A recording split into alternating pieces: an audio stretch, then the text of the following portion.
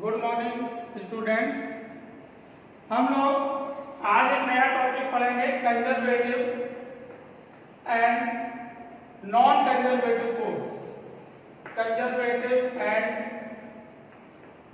Non conservative force. Non conservative force Hindi में कहते हैं संरक्षी एवं असंरक्षी बल। Conservative and non conservative force. सबसे पहले आप लोग ये समझिए कि कंजर्वेटिव फोर्स और नॉन कंजर्वेटिव फोर्स क्या होते हैं। ठीक है, कंजर्वेटिव फोर्स किन फोर्सेस को हम कंजर्वेटिव फोर्सेस कहेंगे। एग्जाम्पल्स इनके पहले से आप समझो। न्यूटन का जो ग्रेविटेशनल फोर्स है, F is directly proportional to m1 m2 upon r² पढ़ा है आपने।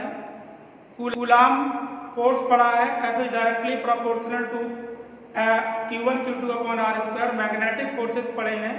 ये सभी के सभी फोर्स कंजर्वेटिव होते हैं।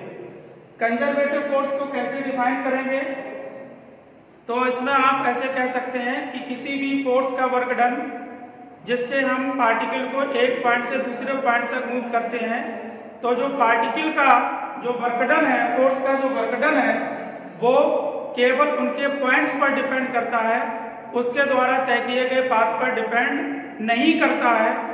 ऐसे फोर्स को हम कंजर्वेटिव फोर्स कहते हैं। ठीक है, नॉन कंजर्वेटिव फोर्स की अगर हम बात करें तो इसमें किसी भी फोर्स का वर्क डन जिसमें हमने पार्टिकल को एक पॉइंट से दूसरे पॉइंट तक मूव किया है, उसका वर्क डन केवल पॉइंट्स पर ही नहीं, उन पार्टिकल के द्वारा तय किए गए पाथ पर भी निर्भर करता है। हम ऐसे फोर्स को नॉन कंजर्वेटिव फोर्स कहते हैं। नॉन कंजर्वेटिव फोर्स के एग्जांपल्स हैं विस्कस फोर्स, फिक्सिशियस फोर्स। ये सब पाथ डिपेंडेंट फोर्सेस हैं, इनको हम लोग नॉन कंजर्वेटिव फोर्स कहते हैं। ठीक है ना। तो सबसे पहले हम यहाँ पर कंजर्वेटिव फोर्स को डिस्कस करते हैं। कंजर्वेटिव फोर्स, तो कंजर्वेटिव फोर्स को आप डिफाइन करेंगे तो ऐसे लिख सकते हैं इसको, if the work done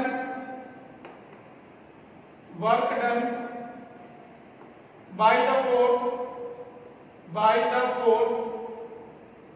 in moving a particle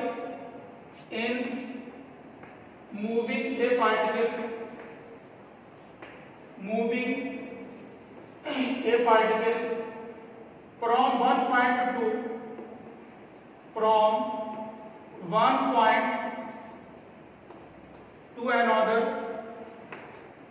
one point to another, if the work done by a force in moving a particle from one point to another depend only on these points,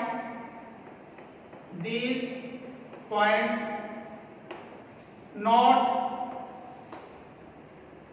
on path followed, called conservative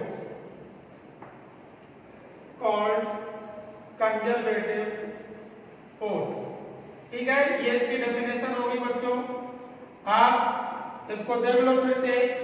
if the work done by the force in moving A particle from one point two another depend only on these points, not on path followed, called conservative force. ठीक है, इनके conservative force के examples मैंने बताया आपको। इसको आप कह सकते हैं एग्जाम्पल्स में न्यूटन का ग्रेविटेशनल फोर्स,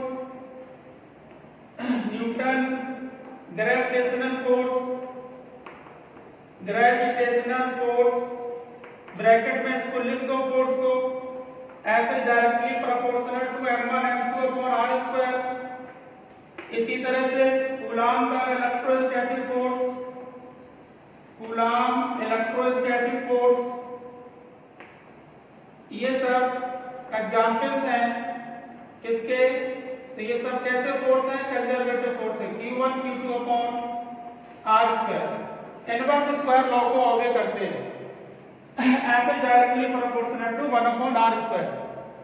तो इस तरह से कंजर्वेटिव फोर्स क्या होते हैं? कंजर्वेटिव फोर्स वो फोर्स हैं जिनमें किसी फोर्स का वर्क डन, जिससे हम पार्टिकल को एक पॉइंट से दूसरे पॉइंट तक मूव कर रहे हैं, तो उसका जो वर्क डन है वो केवल उनके पॉइंट्स पर डिपेंड करेगा, चले गए पाथ पर नहीं, तो हम उसको कहेंगे कंजर्वेटिव फोर्स। ये इसका एग्जाम्पल है। जब पार्टिकल जिस रीजन में, वो क्षेत्र जिसमें ये पार्टिकल इस कंजर्वेटिव फोर्स का अनुभव करेगा, एक्सपीरियंस करेगा, हम उस रीजन को कंजर्वेटिव फोर्स फील्ड कहेंगे। हम यहाँ ये भी एक बात लिख सकते हैं, the region in which particle experienced a conservative force is called conservative force field. ठीक है ना? वो क्षेत्र जिसमें पार्टिकल कंजर्वेटिव फोर्स का अनुभव करेगा, हम उस क्षेत्र को कंजर्वेटिव फोर्स फील्ड कहेंगे। ठीक बच्चों, ये कंजर्वेटिव फोर्स की डेफिनेशन हो गई और ये एग्जाम्पल हो गई। अब कोई भी फोर्स अगर कंजर्वेटिव है तो कंजर्वेटिव होने की तीन प्रॉपर्टीज हैं, तीन इंपॉर्टेंट प्रॉपर्टीज हैं जिससे हम ये बताएंगे कि फोर्स कंजर्वेटिव है। ठीक है ना? तो इसमें प्रॉपर्टीज मैं डिस्कस कर रहा हूं और आपको इसका प्रूफ भी बताऊंगा। Properties of conservative force, properties of conservative force. देखो भाई, इसमें पहली प्रॉपर्टी है, फर्स्ट तीन प्रॉपर्टी है बच्चों। हर साल के पेपर में कोई ना कोई एक प्रॉपर्टी पूछी जाती है। इसकी पहली प्रॉपर्टी है the work done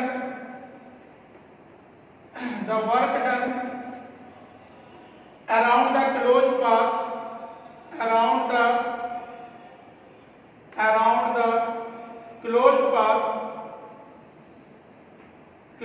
path is zero. ठीक है? ये पहली प्रॉपर्टी है। जो वर्क डन है वो किसी भी क्लोज पाथ पर क्या होगा? जीरो। तो हम कहेंगे वो फोर्स कैसा है? कंजर्वेटिव है। दूसरा, conservative force is the negative gradient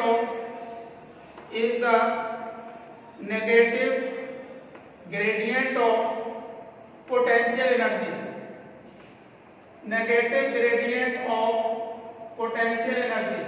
हम इसको ऐसे भी लिख सकते हैं, F is equal to minus gradient of U. ये ग्रेडियंट को शॉर्ट में लिखते हैं grad, GRAD, gradient of U. ठीक है ना? The work done by a conservative force, ऐसे लिख दो इसको, पूरा लैंग्वेज ऐसे, the work done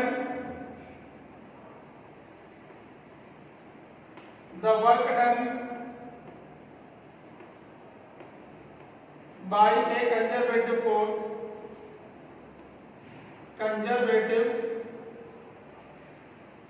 work done by a force around the closed path is zero। और दूसरा है force, conservative force is the negative gradient of potential energy. और तीसरा है curl of A conservative force, curl of A conservative force is zero या is always zero.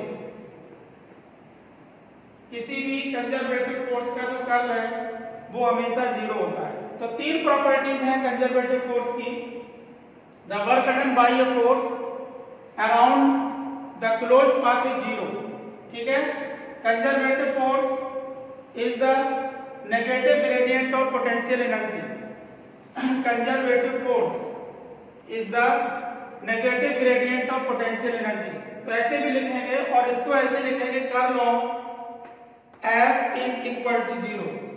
ठीक है? तो ये तीन प्रॉपर्टीज हैं। तीनों प्रॉपर्टीज से क्वेश्चन एग्जाम में आते हैं, न्यूमेरिकल्स भी आते हैं।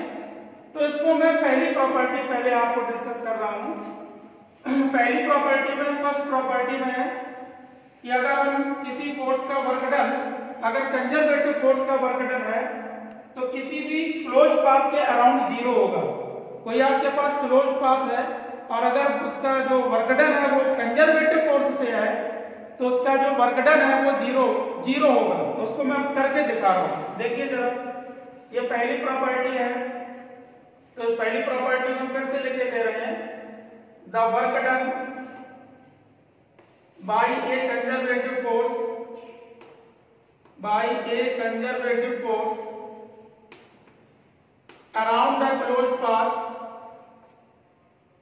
around the closed path is zero. Around the closed path is zero. देखो बच्चों, इसको हम लोग प्रूव कर रहे हैं। देखो कितना आराम से आप इसको करेंगे, ध्यान से देखिएगा। हमने माना कि एक कोई आपके पास ये इस तरह का पाथ है, ये इसमें ये पॉइंट है ए और ये पॉइंट है बी।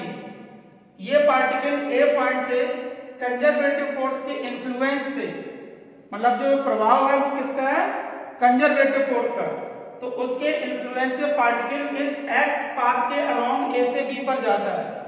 और एक और पाथ है जिसके अलोंग ये ए से बी पर जाता है, वो पाथ है वाई। तो आप लोगों ने पढ़ा है वर्क डन का जो फॉर्मूला है वो होता है F integration F dot D are. ये अब ये वर्क डन का फॉर्मूला, हमें इस पाथ के लिए वर्क डन निकालना है और ये थ्योरम को प्रूव करना है, ठीक है। तो बच्चों आपने डेफिनेशन में अभी पढ़ा था ऊपर कंजर्वेटिव फोर्स की डेफिनेशन में कि कोई भी फोर्स कंजर्वेटिव है अगर, तो उसका जो वर्क डन है वो केवल पॉइंट्स पर डिपेंड करता है, पाथ पर नहीं। तो डेफिनेशन के अकॉर्डिंग इनके जो दोनो't पाथ का वर्क डन होगा वो बराबर होना चाहिए, ठीक है ना। अकॉर्डिंग टू डेफिनेशन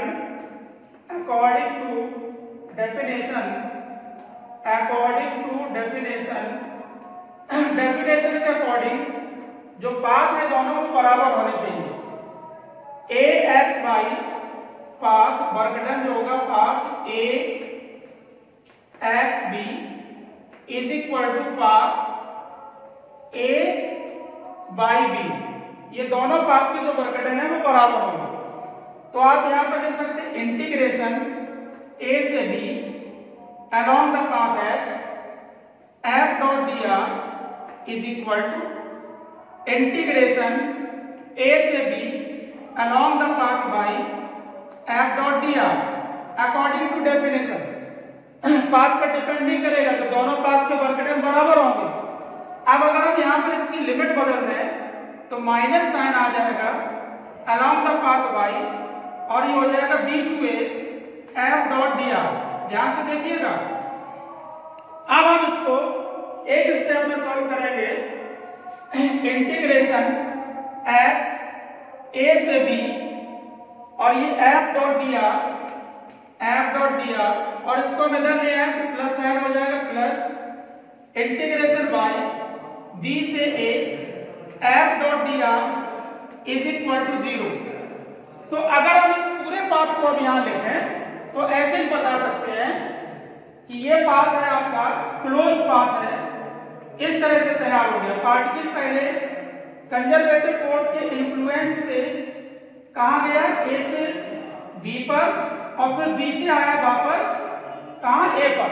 तो उसका जो टोटल वर्क डन होगा वो आप कैसे लिखोगे, दोनों को जोड़ दोगे तो इंटीग्रेशन, तो क्लोज पाथ का पाथ क्या हो जाएगा, ए एक्स बी बाई ए।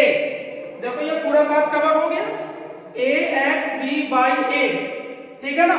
और दोनों को जोड़ दिया तो F dot D R is equal to 0 और आपने ये लिखा था W is equal to F dot D R, तो that is W is equal to 0।